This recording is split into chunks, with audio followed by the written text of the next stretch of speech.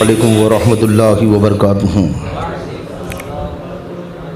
نحمدہ نصلی ونسلم علی حبیبہ الکریم، اما بعد فاعوذ باللہ من الشیطان الرجیم، بسم اللہ الرحمن الرحیم۔ کنتم خیر امۃ اخرجت للناس تأمرون بالمعروف وتنہون عن المنکر، صدق اللہ مولانا عظیم وبلغنا رسولہ النبی الکریم، ونحن علی ذلک لمن الشاکرین والشاکرین، والحمد للہ رب العالمین۔ بارگاہ رسالت میں درود پاک کا ہدیہ پیش کریں۔ اللہم صلی وسلم بارک علی سیدنا مولانا محمد طب القلوب ودوائیہا وعافیت الابدان وشفائیہا ونور الابصار وضیائیہا وآلی واصحاب دائما ابدا۔ غوث اعظم بمن بے سر و ساما مدد، قبلہ دی مدد کعبہ ایما مدد، دیوان گان عشق محمد کو دیکھ کر گھبرا گئی ہے گردش دورہ کبھی کبھی، گردن میں ہاتھ ڈالے ہیں ماہوں نجوم کے، گزرا ہے ان حدوں سے مسلمان کبھی کبھی۔ کلام مقدس کی جس آیت کریمہ کو میں نے اپنی تقریر کا عنوان بنایا ہے، اس آیت کریمہ میں رب تبارک و تعالیٰ نے اس امت کو امت خیر کے لقب سے نوازا ہے، اور یہ لقب گزشتہ کسی امت کو نہیں دیا گیا۔ کنتم خیر امۃ، تم بہترین امت ہو۔ کیوں ہو؟ تمہیں بہتر امت کیوں کہا گیا؟ تو اللہ جل شانہ نے خود آگے ارشاد فرمایا، اخرجت للناس تأمرون بالمعروف وتنہون عن المنکر، تم نکلتے ہو اور لوگوں کو بھلائی کا حکم دیتے ہو اور برائی سے روکتے ہو۔ بھلائی کا حکم دینے اور برائی سے روکنے کی بنیاد پر رب تبارک و تعالیٰ نے اس امت کے سر پر خیر کا تاج رکھا ہے۔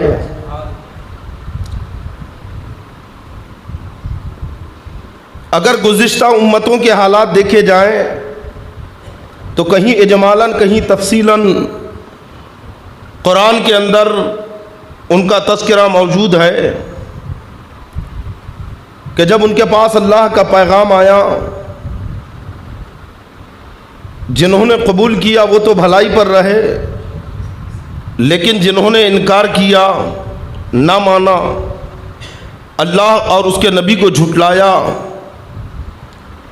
نبیوں سے دشمنی رکھی، تو رب تبارک و تعالیٰ نے ان قوموں کو دردناک عذاب میں گرفتار کیا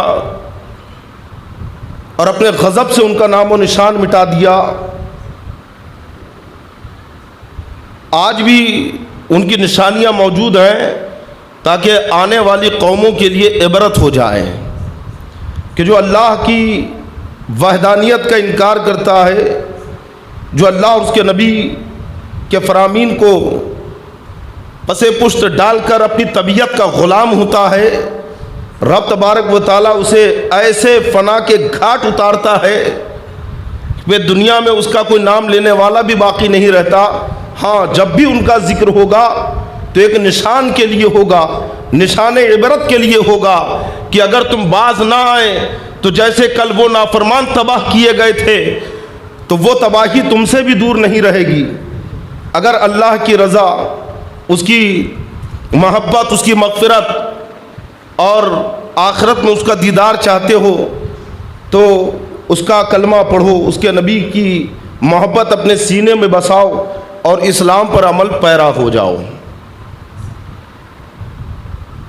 सूफिया इकराम फरमाते हैं कि रब तबारक व तआला ने गुज़िश्ता कौमों को अजाब दिया तो ये अजाब उन्होंने बुरे काम किए, नाफरमानी की। कौम आद का तस्करा आप कुरान के अंदर देखें, कौम समूद का जिक्र देखें कि जिनकी तरफ अल्लाह तबारक व तआला ने हज़रत सालेह अलैहिस्सलाम को मबूस किया। कौम समूद की तरफ सालेह अलैहिस्सलाम तशरीफ़ लाए। जब कौम के सामने आपने अपनी नबूवत का ऐलान किया, अल्लाह की वहदानियत का ऐलान किया, तो कौम ने कहा कि हम कैसे मान लें कि आप अल्लाह के नबी हैं, कोई मोजज़ा दिखाए। आपने एक पहाड़ में से 10 महीने की गाबन ऊँटनी को बाहर निकाला, जिसने बाहर निकलकर बच्चा दिया। रब तबारक व तआला ने उस ऊँटनी को नाक़तुल्लाह कहा, अल्लाह की ऊँटनी कहा, उसे अपनी निशानी बताया और अहले समूद के लिए ये हुक्म नाफिज कर दिया कि इस ऊँटनी का अदब तुम्हारे लिए वाजिब है, क्योंकि ये अल्लाह की ऊँटनी है।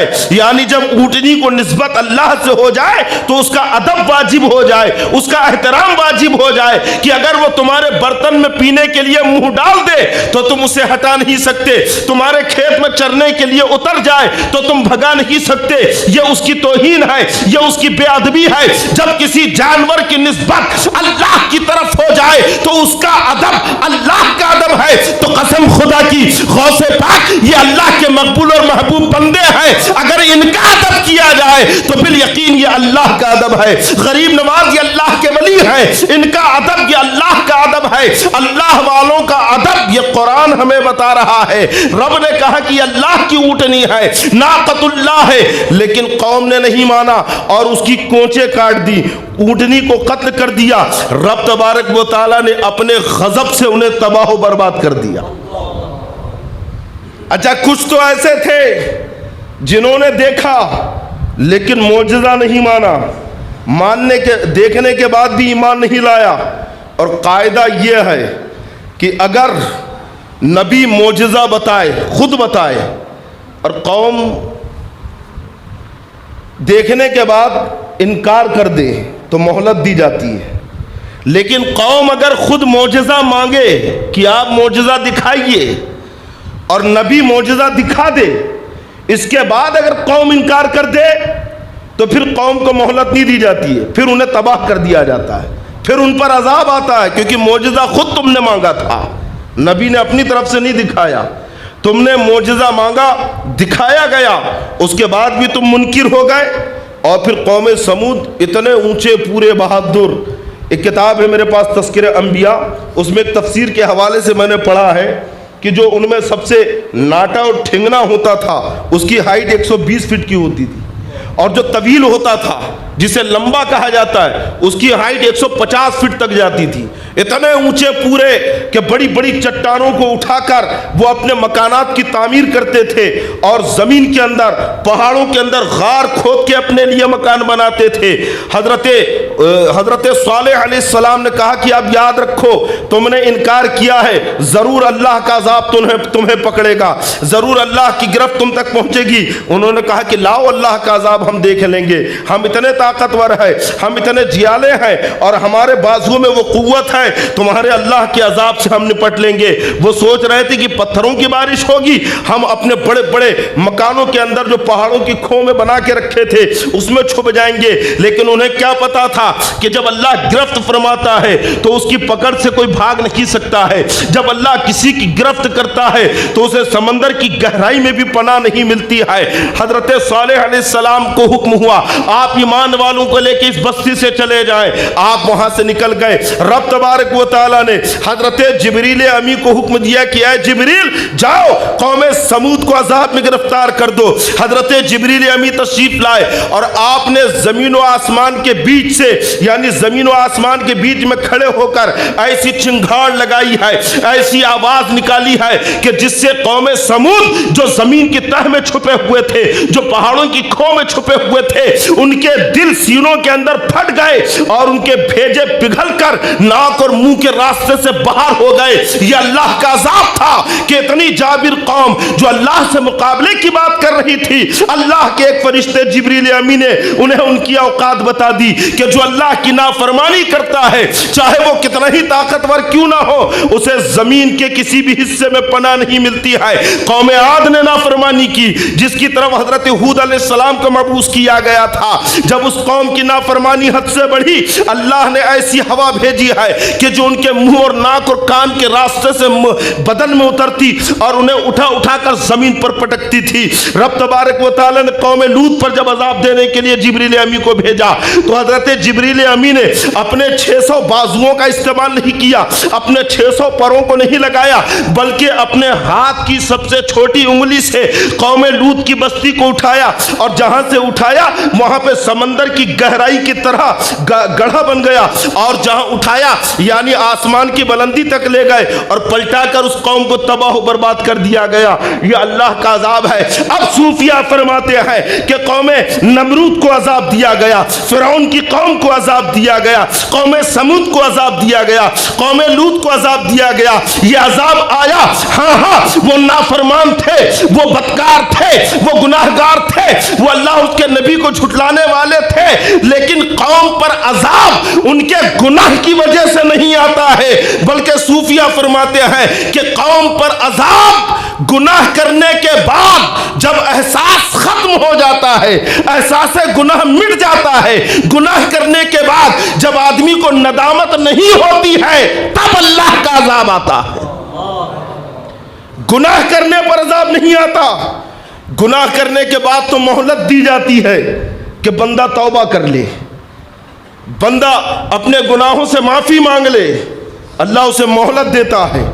لیکن جب گناہ کرنے کے بعد بجائے توبہ کرنے کے، اور توبہ تو دور کی چیز ہو گئی، گناہ پر افسوس کرنے کے، نادم ہونے کے، اگر گناہ پر فخر کرنے لگے اور گناہ کا اظہار کرنے لگے تب اللہ کا عذاب آتا ہے۔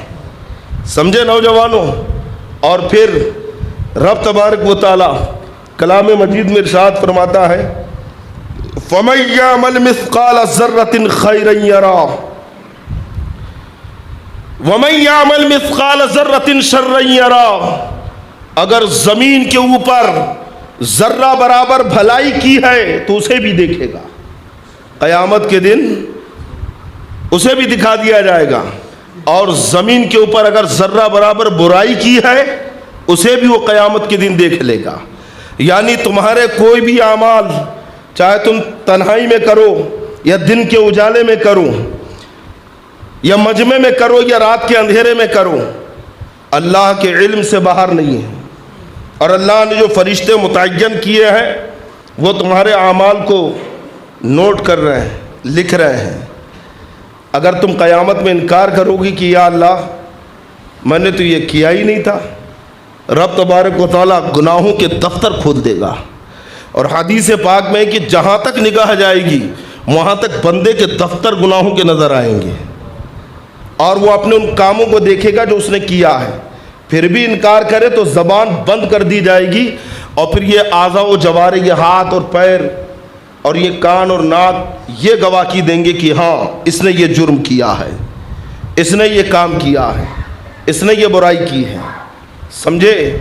گناہوں سے بچنا، برائیوں سے دور رہنا ہر مسلمان کے اوپر فرض ہے کہ وہ برے کاموں سے بچے، اور جو بھی اگر ذرہ برابر اس نے بھلائی زمین پر کی ہے، نیک کام کیا ہے، یا ذرہ برابر بھی اگر اس نے برائی کی ہے تو وہ قیامت کے دن دیکھ لے گا۔ سمجھ گئے؟ اب اگر گزشتہ قوموں کے حالات دیکھے جائیں، جیسے قوم لوط کے تعلق سے میں نے ایک تفسیر میں پڑھا کہ ان کے اندر بہت سی برائیاں تھیں، تو انہی میں یہ بھی برائی تھی کہ وہ انگلی کی پوروں پر مہندیاں لگاتے تھے، یہ انگلی کی پوروں پر مہندی لگاتے تھے۔ یعنی ان پر جو عذاب آیا اس کے وجوہات جو گنائے گئے تو ان کے مردوں کی بات کی جا رہی ہے کہ ان کے مرد انگلی کی پوروں پر مہندی لگاتے تھے۔ آج تو ہماری قوم کا نوجوان پورے ہاتھ میں مہندی لگاتا ہے.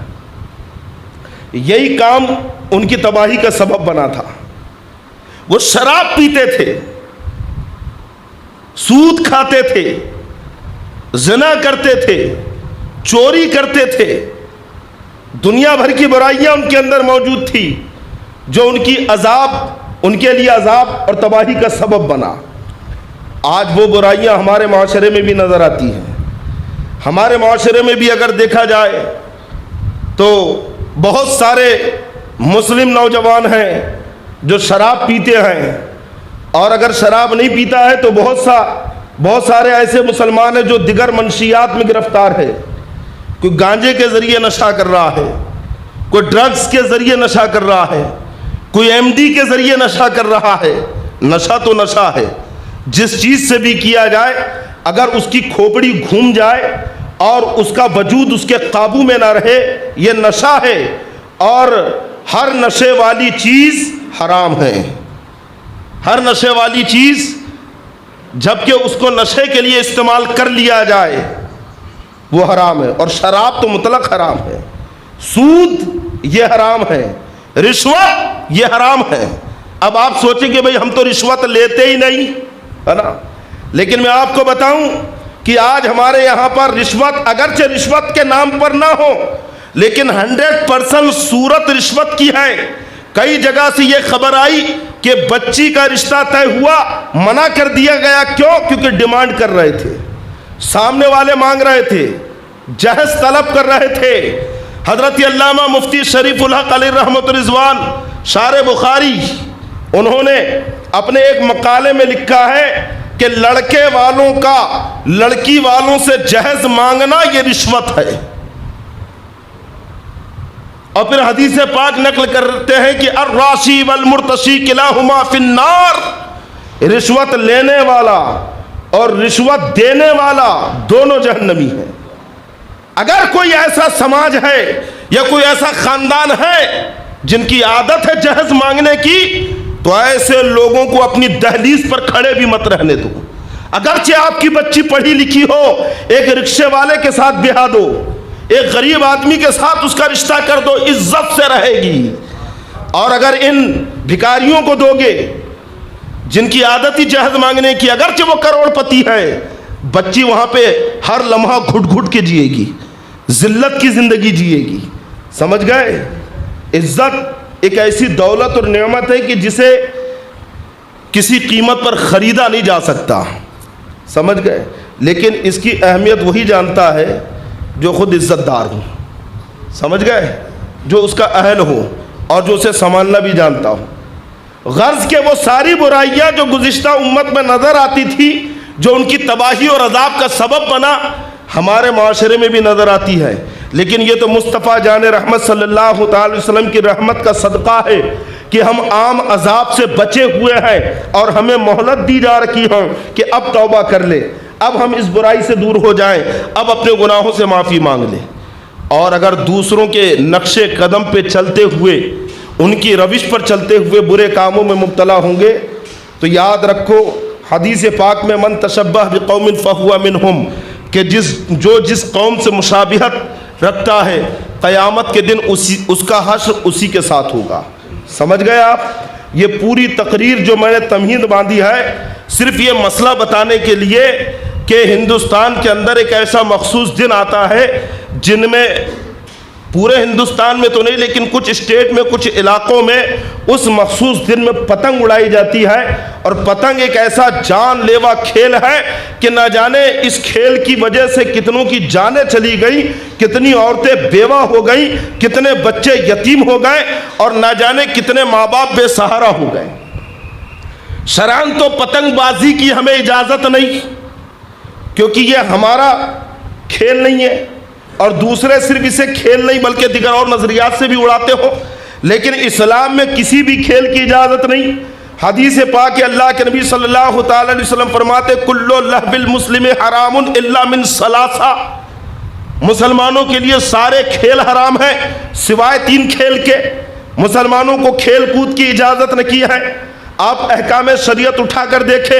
پتنگ بازی کے تعلق سے جب اعلیٰ حضرت کی بارگاہ میں سوال ہوا کہ پتنگ اڑانا کیسا اور اس کا مانجا لوٹنا کیسا، اور اگر کوئی مانجا لوٹ کر کپڑے سل لے اور اس کپڑے پر نماز پڑھے تو نماز کا کیا حکم ہے، تو اعلیٰ حضرت نے تفصیلاً جواب دیا ہے کہ پتنگ اڑانا یہ کھیل کود ہے، ناجائز اور گناہ ہے، اور اگر کوئی مانجا لوٹ لے تو اس کے اوپر فرض ہے کہ جس کا مانجا ہے اسے لے جا کر واپس کرے، جس کا وہ دھاگا ہے اسے لے جا کر لوٹائے. اگر اس نے دھاگا نہیں لوٹایا اور اس دھاگے سے کپڑے سی لیا تو ایسے کپڑے پہننا حرام، اور اگر اس کپڑے پر وہ نماز پڑھ لے تو نماز مکروہ تحریمی، یعنی دوبارہ اسے اپنی نماز پڑھنا پڑے گا، دوبارہ نماز لوٹانا پڑے گا. یہ ہے دھاگا لوٹنے کا حکم. اور اگر کسی نے دھاگا لوٹا، مانجا لوٹا اور معلوم نہیں کہ کس کا ہے، تو اعلیٰ حضرت لکھتے ہیں کہ مشہور کرے اسے، اس دھاگے کو اتنا مشہور کرے کہ اس کا مالک مل جائے. اب مشہور کرنے کی کئی صورت ہے. بازو میں ایک مائک ٹانگ لے، جیسے آج کل مانگنے والے ٹانگ کر پھرتے ہیں بھیک مانگتے ہوئے کہ بھئی یہ مانجا کس کا ہے، یہ مانجا کس کا ہے، میں نے فلاں جگہ لوٹا ہے. اگر اس کا مشہور کرنے کی یہی صورت ہے، کیسا مشہور کرو گے تم؟ یا تو اخبار میں ڈالو کہ میں نے یہ مانجا لوٹا ہے، کس کا ہے، کیونکہ مشہور کرنا اس کے اوپر فرض ہے، ورنہ تو نے لوٹا ہی کیوں کسی کا مانجا. اور اگر تو نے لوٹ کر ضائع کر دیا قیامت میں حساب دینا پڑے گا، کیونکہ وہ مال دوسرے کا تھا.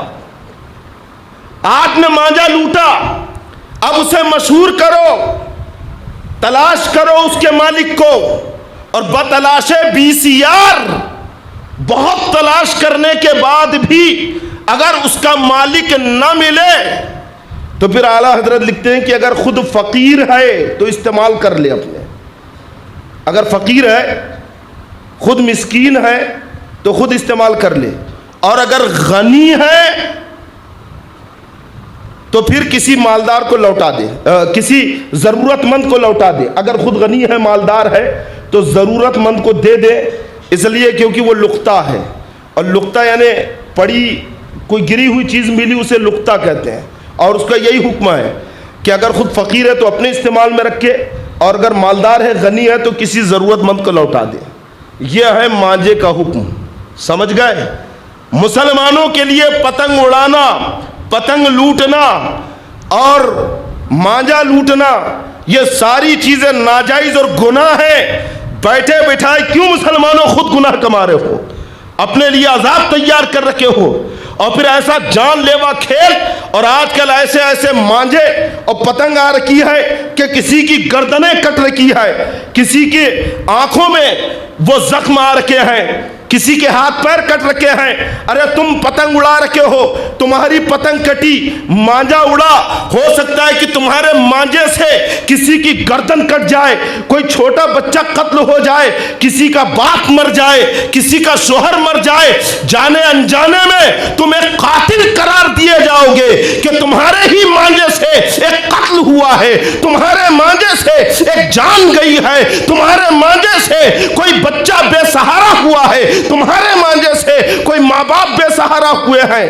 اگر تم نے ہوش نہیں سنبھالا اور یوں ہی پتنگ اڑاتے رہے تو پتہ نہیں کتنوں کے قتل کے سبب بن جاؤ گے، کتنوں کے قاتل ٹھہر جاؤ گے، اور نہ جانے کتنوں کو زخمی کرنے کی ذمہ داری تمہارے پر آ جائے گی. اس لیے خدا کے لیے پتنگ بازی نہ کرے، پتنگ نہ اڑائے. اور یہ کام بچوں کا نہیں، ماں باپ کا ہے. باپ اپنے بیٹے کے کان کے نیچے بجائے. اگر نہیں مانتا، حکم یہی ہے، بچہ 7 سال کا ہو تو شریعت کے احکام سکھائے، نماز سکھائے، اور جب 10 سال کا ہو جائے تو مار کے نماز پڑھائے. اگر اسکول نہیں جاتا ہے تو کیسا اسے چاٹے لگاتے ہو. تو کیا اللہ کا ایک قانون منوانے کے لیے اتنی جرأت نہیں؟ یا پھر باپ خود چکری لے کے کھڑا اور بیٹا پتنگ اڑا رہا ہے؟ ایسا تو نہیں ہے کہ باپ خود کھڑا ہے چکری لے کے اور بیٹا پتنگ کاٹ رہا ہے. کہاں سے معاشرہ سدھرے گا؟ خود ماں باپ پہل کرے. اور میں ان لوگوں سے بھی کہوں گا کہ جو اپنی گچی پر، چھت پر بچوں کو چڑھنے دیتے کہ پتنگ اڑاؤ، اپنی ٹیرس پر تالے لگا دو، سختی سے پہرے لگا دو کہ ہمارے چھت سے کوئی پتنگ نہیں اڑائے گا. اور عہد کرو ایک کہ انشاءاللہ ہم پتنگ نہیں اڑائیں گے. سمجھے کہ نہیں؟ ارے جو اڑانے والے وہ تو چپ بیٹھے ہوئے ہیں. بولو نا پیچھے سے, اڑائیں گے پتنگ؟ اچھا کون نہیں اڑائے گا؟ ایک بار کھڑے ہو کر بولو کہ میں پتنگ نہیں اڑاؤں گا, اور جو مانجا چکری لے کر آیا ہوں گھر جا کے جلا دوں گا اسے. کھڑے ہو کر ایک بار, عرش کھڑے ہو, جلدی کھڑے ہو. جلا دیں گے نا چکری؟ اڑاتے نہیں ہے. چلو ماشاء اللہ. اور یہ پیچھے بیٹھا صادق, اور یہ گھر جا کے چکری بھی جلانا ہے, سمجھے کہ نہیں؟ اور مانجا بھی جلانا ہے, اور جلانا آپ کو ہے. آپ کے بچے نے چاہے جہاں چھپا کے رکھا ہو, نکال کر مانجا چکری پتنگ سب جلا دینا ہے, کیونکہ شریعت ایسے کام کی اجازت نہیں دیتی. اور یہ ایسا جان لیوا کھیل ہے کہ ہو سکتا ہے آپ کے بیٹے کے مانجے سے کسی کی گردن کٹ جائے. ہو نہیں رہا ہے؟ ارے روز اخبار میں خبریں آ رکھی ہیں, کسی کو 25 ٹانکے لگے. ایک چھوٹی سی بچی 10 یا 12 سال کی لڑکی ہے, نازک سا گلا اور 16 ٹانکے لگے اس کو. 16 ایک نازک سے گلے پر 16 ٹانکے. کہیں وہ تمہارے بچے کی پتنگ سے ہی تو نہیں کٹا ہے؟ یہ تو غور کرو. اگر تمہارے بچے کا گلا کٹ جائے تو تمہیں کیسا لگے گا؟ خود تمہاری گردن کٹ جائے مانجے سے تو تمہیں کیسا لگے گا؟ تو یوں ہی تو سوچو کہ جس کا گلا کٹا وہ بھی کسی کی بچی ہے, جس کا گلا کٹا وہ بھی کسی کا باپ ہے. اگر جان چلی جاتی تو آج کتنے بچے اس کے بے سہارا ہو جاتے, ہوتے کہ نہیں؟ تو خدا کے لیے جس کام سے شریعت بھی روک رکھی ہے, اور پھر پرشاسن بھی ڈیلی اخبار میں دے رہا ہے کہ بھئی ایسی پتنگ نہ اڑائے, لیکن ہم کہتے ہیں کہ کوئی بھی پتنگ نہ اڑائے. سمجھے؟ وہ تو مخصوص پتنگ اور مانجے پر پابندی لگاتی ہے, لیکن شریعت نے تو مطلق مانجے اور پتنگ پر پابندی لگا دی تاکہ لوگ اس کھیل سے دور رہے, اور انشاءاللہ معاشرہ ہمارا بالکل لائن پر رہے. شریعت کے مطابق تو رہیں گے انشاءاللہ, ہے نا؟ اچھا یہ کام آپ کو کرنا ہے, سمجھے کہ نہیں؟ پتنگ مانجا اوپر بھی ہے کہ نہیں, لوگ بھرے ہوئے ہیں اوپر. آواز آ رہی کہ نہیں تقریر کی؟ ہاتھ اٹھے کہ نہیں اوپر؟ اوپر والے اڑائیں گے پتنگ انشاءاللہ. اللہ تعالی ہم سب کو بچائے, ہے نا؟ اور پھر کل دیکھیں گے اگر کسی کی گچی پہ شور شرابہ رہا تو پھر فوری طور پر جو کارروائی کی جائے گی, اور آپ کو بھی ساتھ دینا ہے کارروائی پر, دیں گے کہ نہیں انشاءاللہ؟ اللہ تعالی ہم سب کو شریعت کا پابند بنائے. وہ اس میں ورزش کے طور پر نہیں کہ بدن کو, جیسے تیراکی, گھڑ سواری اور تیر اندازی, یہ فٹنس کے لیے ہے, اور پھر یہ جنگ وغیرہ میں کام آنے والی چیزیں ہیں, اس لیے اس کی شریعت میں اجازت ہے نا؟ جیسے گھڑ سواری کرنا یہ جائز ہے, اسی میں شامل کشتی کھیلنا یہ بھی جائز ہے. اچھا ایک کھیل یہ بھی بتایا جاتا ہے کہ ملاعبت, یعنی میاں بیوی کا آپس میں کھیل کرنا, یعنی ہنسی مذاق کرنا. سمجھ رہے ہیں؟ میاں بیوی آپس میں ایک دوسرے سے ہنسی مذاق کر سکتے ہیں, تو شریعت میں یہ بھی جائز ہے نا؟ اور تیر اندازی یہ بھی جائز ہے کیونکہ یہ آلائے جنگ ہے. اور تیراکی کرنا اس سے, ہے نا؟ بلکہ ایک روایت میں یہ آیا ہے کہ مردوں کے لیے سب سے بہترین کثرت تیراکی ہے, اور عورتوں کے لیے سب سے بہترین کثرت چکرا کاٹنا ہے, وہ دھاگا جس سے سوت کاٹتے ہیں نا, یہ عورتوں کے لیے بہترین ورزش ہے, اور مردوں کے لیے بہترین ورزش تیراکی کرنا ہے. یعنی تیراکی کرنے کی حدیث پاک میں, ہے نا, فضیلتیں بھی آئی ہیں, حکم بھی آیا ہے, تو یہ جائز ہے. اس کے علاوہ جو کھیل ہے, اب آپ کرکٹ کھیلو, فٹ بال کھیلو, ہے نا, اور بچے جو کنچے کھیلتے ہیں, گلی ڈنڈا کھیلتے ہیں, ہے نا, لوڈو کھیلتے ہیں. آج کل تو بچے بڈھے باڈھے بیٹھ کے لوڈو کھیل رہے ہیں, ایسا وہ بچھاتے ہیں بساط اور ایسا, ہے نا. تو یہ بوڑھے باڑے ہیں. ارے بڑے میاں کو آخرت کی تیاری کرنا, بلکہ حدیث پاک میں ہے, امام نووی رحمۃ اللہ علیہ نے, ہے نا, ریاض الصالحین میں باب ہی باندھا ہے کہ آخری عمر میں نیک اعمال زیادہ سے زیادہ کرنے کا بیان. اس باب میں یہی حدیث نقل کی گئی ہے کہ آخری عمر میں تو آدمی کو زیادہ سے زیادہ نیک اعمال کرنا چاہیے, لیکن بڑے میاں مسجد چھوڑ دیے, یہ چھوڑ دیے, لوڈو کھیل رہے بیٹھ کر, ہے نا. اچھا آج کل تو بڈھے باڈوں کے ہاتھ میں بھی اینڈرائڈ موبائل, اور بیٹھ کر جو ہے تو وہ پتہ نہیں کیا کیا دیکھ رہے ہیں. اور بھی ایسے بہت سارے لغویات ہیں. جبکہ ان کو تو یہ چاہیے کہ اپنے ناتی پوتی کی نگرانی کرے, ان کی انگلی پکڑ کے مدرسہ لے جا کے چھوڑے, ان کا ہاتھ پکڑ کر نماز کو لے کر آئے مسجد میں, لیکن بجائے مسجد میں آنے کے خود ہی جو ہوتے کھیل کود میں اس میں ملوث ہے. سمجھے, اللہ تعالیٰ ان تمام خرافات سے ہماری قوم کے بچوں کو, بوڑھوں کو, جوانوں کو, مرد و عورت کو محفوظ رکھے. ہم سب کو شریعت کا پابند بنا. السلام علیکم.